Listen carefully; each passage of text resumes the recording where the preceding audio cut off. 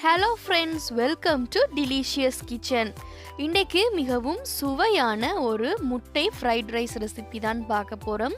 இது செய்கிறது மிகவும் சுலபம், டேஸ்ட்டும் கடையில் கிடைக்கிற மாதிரியே உங்களுக்கு ரொம்பவே சூப்பராக இருக்கும். இது இப்போ எப்படி செய்கிறதுன்னு பார்க்கலாம். அதுக்கு முதல்ல நீங்கள் என்னுடைய சேனலை புதுசாக பார்க்குறீங்களா இருந்தால் மறக்காமல் சப்ஸ்கிரைப் பண்ணி பெல் ஐக்கானை ப்ரெஸ் பண்ணி வச்சுக்கொள்ளுங்க. வாங்க இப்போ எப்படி செய்கிறதுன்னு பார்ப்போம். இப்போ நான் ஒரு பேனில் எண்ணெயை சூடாக்கி கொள்கிறேன். ஒரு 2 மேசைக்கரண்டி அளவுக்கு எண்ணெய் சேர்த்து நாங்கள் முட்டையை ஃப்ரை பண்ணி எடுத்துக்கொள்ளலாம். ஃப்ரைட் ரைஸ் செய்யும்பொழுது இந்த மாதிரி ஒரு நல்ல அகலமான பாத்திரமாக எடுத்துக்கொள்ளுங்க. இப்போ நான் இதில் முட்டை 3 சேர்த்துருக்கிறேன். உங்களுக்கு அதிகமாக முட்டை தேவைன்னா நீங்கள் அதிகமாக கூட சேர்த்து கொள்ளலாம். நான் ஒரு ஃப்ரைட் ரைஸுக்கு 3 முட்டை சேர்த்துருக்கிறேன். அதுக்கு தேவையான அளவுக்கு உப்பு, மிளகுத்தூள் கொஞ்சமாக சேர்த்து இதை நான் நல்லா வறுத்து எடுத்துக்கொள்ள போகிறேன். முட்டையை கொஞ்சம் அதிகமாகவே எண்ணெய் சேர்த்து நல்லா பொரிச்சு எடுத்துக்கொள்ளுங்க. அப்போ தான் ஃப்ரைட் ரைஸுக்கு நல்ல ஃப்ளேவரும் டேஸ்ட்டும் கிடைக்கும். நீங்கள் நல்லா பொரிய விடாமல் எடுத்துட்டிங்களா இருந்தால் அந்த முட்டையினுடைய பச்சை வாசனை ஃப்ரைட் ரைஸில் வரும். அது உங்களுக்கு சாப்பிடும் பொழுது அவ்வளவு டேஸ்ட்டாக இருக்காது. ஸோ இதை நல்ல கோல்டன் ப்ரௌன் கலர் வரும் வரைக்கும் ஃப்ரை பண்ணி எடுத்திங்களா இருந்தால் டேஸ்ட்டும் ரொம்பவே நல்லா இருக்கும், அந்த ஃப்ளேவரும் ரொம்பவே நல்லா இருக்கும்.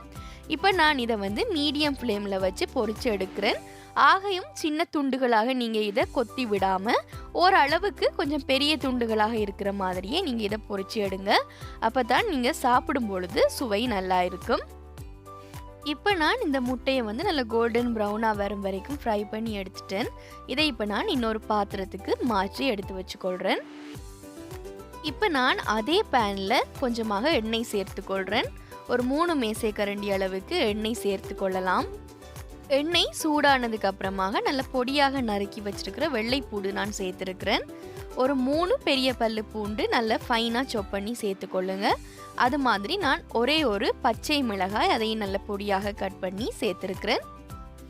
இதை ஒரு 30 செகண்டுக்கு லைட்டாக ஒரு வதக்கி கொள்ளலாம். ஆகவும் ஃப்ரை பண்ண வேண்டிய அவசியம் இல்லை.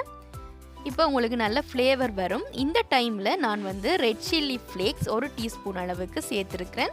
உங்களோட காரத்துக்கு தகுந்த மாதிரி நீங்கள் இதை சேர்த்து கொள்ளலாம். இந்த ரெட் சில்லி ஃப்ளேக் நான் வறுத்து அரைச்சி வச்சிருக்கிறது நல்ல பொடியாக அரைச்சி வச்சிருக்கிறேன். பெருசாக இருக்கிற ரெட் சில்லி ஃப்ளேக்ஸ் நீங்கள் சேர்த்துக்கொண்டா அவ்வளவு நல்லா இருக்காது, நல்ல பொடியாக சேர்த்துக்கொள்ளுங்க. இப்போ இது கரிஞ்சு போகாத மாதிரி லோ ஃப்ளேமில் வச்சு லைட்டாக வதக்கினதுக்கு அப்புறமாக இதில் நான் சிக்கன் ஸ்டாக் பவுடர் ஒரு 1/2 டீஸ்பூன் அளவுக்கு சேர்த்துக்கொள்கிறேன்.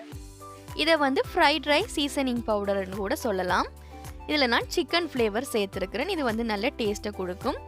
கூடவே நான் இதில் 1 டீஸ்பூன் அளவுக்கு டொமேட்டோ கெச்சப் சேர்த்துருக்கிறேன். அதிகமாக சேர்த்து கொள்ளாதீங்க, 1 டீஸ்பூன் சேர்த்தாலே போதும். கூடவே இதில் நான் 1 டீஸ்பூன் அளவுக்கு லைட் சோயா சாஸ் சேர்த்துருக்கிறேன்.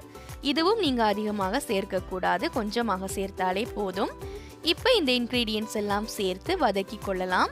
நிறைய நேரம் வதக்க வேண்டிய அவசியம் இல்லை. நான் உடனேயே வேக வச்ச பாஸ்மதி ரைஸ் சேர்த்துக்கொள்கிறேன். ரைஸ் வேக வைக்கும் பொழுது ஒரு 90% மட்டும் நீங்கள் வேக வச்சு கொள்ளுங்க. அப்போ தான் உங்களுக்கு ரைஸ் உடைஞ்சு போகாமல் இருக்கும். அப்படியே நீங்கள் 100%க்கு வேக வச்சிங்களா இருந்தாலும் கொஞ்சம் உடைஞ்சு போகும், ஆனால் டேஸ்ட் நல்லா இருக்கும். இப்போ நான் பாஸ்மதி ரைஸ் சேர்த்துருக்கிறேன். நீங்கள் சீரக சம்பா அல்லது கீரி சம்பா ரைஸ் கூட சேர்த்து கொள்ளலாம். இப்போ இந்த ரைஸ் சேர்த்ததுக்கு அப்புறமாக அடிப்பிடிச்சு கொள்ளாத மாதிரி நாங்கள் இதை நல்லா வறுத்து விட வேணும். நாங்கள் சேர்த்துருக்கிற இந்த ரைஸ் எவ்வளவுக்கு எவ்வளவு வதங்குதோ அவ்வளவுக்கு அவ்வளவு உங்களுடைய ஃப்ரைட் ரைஸ் ரொம்பவே சுவையாக இருக்கும். சில பேர் லைட்டாக மிக்ஸ் பண்ணிகிட்டே எடுத்துருவீங்க, அது உங்களுக்கு அவ்வளவு டேஸ்ட்டை கொடுக்காது. இப்போ நான் இதில் கறி மிளகாய் ஒன்று இந்த மாதிரி நீள வாக்கில் கட் பண்ணி சேர்த்துருக்கிறேன். கூடவே நான் பொரிச்சு வச்சிருக்கிற அந்த முட்டையையும் சேர்த்துக்கொள்கிறேன். இது பனானா கேப்சிகம் என்று சொல்லுவாங்க. நார்மல் கேப்சிகம் சேர்த்திங்களா இருந்தால் அது கொஞ்சம் ஃப்ளேவர் ஸ்ட்ராங்காக இருக்கும், ஆனால் இதோட ஃப்ளேவர் ரொம்பவே லைட்டாக இருக்கும், ஆனால் டேஸ்ட் ரொம்பவே நல்லா இருக்கும். இப்போ நான் இதில் ஒரு கையளவுக்கு ஸ்ப்ரிங் ஆனியனும் சேர்த்துருக்கிறேன், வெங்காயத்தாள். அதுவும் உங்களோட ஃப்ரைட் ரைஸுக்கு நல்ல ஃப்ளேவர் கொடுக்கும்.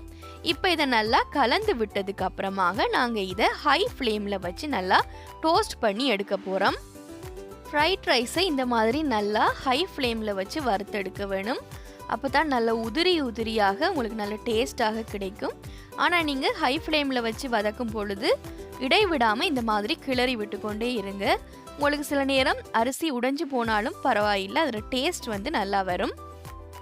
இப்போ இதில் கடைசியில் மட்டும் நான் பெப்பர் பவுடர் ஒரு 1/4 டீஸ்பூன் அளவுக்கு மாத்திரம் சேர்த்துருக்கிறேன். அது நல்ல வாசனையை கொடுக்கும். லாஸ்ட்டில் கொஞ்சமாக ஸ்ப்ரிங் ஆனியனும் நான் சேர்த்துருக்கிறேன். மிளகு சேர்க்கும் பொழுது நீங்கள் அந்த டைமே இடித்து பவுடராக்கி சேர்த்து கொண்டீங்களா இருந்தால் அந்த வாசனையும் டேஸ்ட்டும் மிகவும் நல்லா இருக்கும். இப்போ இதை நல்லா கலந்து விட்டதுக்கு அப்புறமாக நாங்கள் எடுத்துடலாம். உங்களுக்கு பார்க்கும் பொழுதே தெரியும், நல்ல உதிரி உதிரியாக நல்ல கலரில் வந்திருக்கு. டேஸ்ட்டும் வந்து மிகவும் சுவையாக வந்திருந்தது. ஸோ இதே மாதிரி நான் சொன்ன ஸ்டெப்ஸ் எல்லாம் ஃபாலோ பண்ணி நீங்கள் செய்து பாருங்கள். உங்களுக்கு பர்ஃபெக்டான ஒரு எக் ஃப்ரைட் ரைஸ் கிடைக்கும்.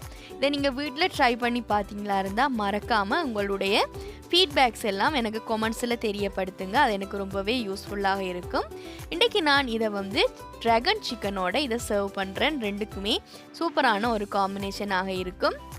ட்ராகன் சிக்கன் ரெசிபி கூட நான் சீக்கிரமாகவே அப்லோட் பண்ணுறேன். நீங்கள் தேவையேண்டா அதையும் செக் பண்ணி கொள்ளலாம். ஸோ இந்த வீடியோ உங்களுக்கு யூஸ்ஃபுல்லாக இருந்ததுண்டா மறக்காமல் என்னுடைய சேனலை சப்ஸ்கிரைப் பண்ணி பெல் ஐக்கானை ப்ரெஸ் பண்ணிக்கொள்ளுங்க. அப்போ தான் இது போல் பல யூஸ்ஃபுல்லான ரெசிபீஸ் எல்லாம் உங்களை உடனுக்குடன் வந்து சேரும். அதுபோல் உங்களோட ஃப்ரெண்ட்ஸுக்கும் நீங்கள் மறக்காமல் இதை ஷேர் பண்ணலாம். இதுக்கு தேவையான இன்க்ரீடியன்ட்ஸ் மெஷர்மெண்ட்ஸ் எல்லாமே நான் டிஸ்கிரிப்ஷன்லேயும் கொடுத்துருக்குறேன். நீங்கள் தேவைப்பட்டால் அதுலேயும் செக் பண்ணி கொள்ளலாம். ஸோ இந்த ரெசிபி உங்களுக்கு ரொம்பவே பிடிச்சிருக்குமென்று நம்புகிறேன். இன்னும் ஒரு இன்ட்ரெஸ்டிங்கான ரெசிபியில் உங்களை மீட் பண்ணுறேன். தேங்க்யூ ஸோ மச் ஃபார் வாட்சிங்.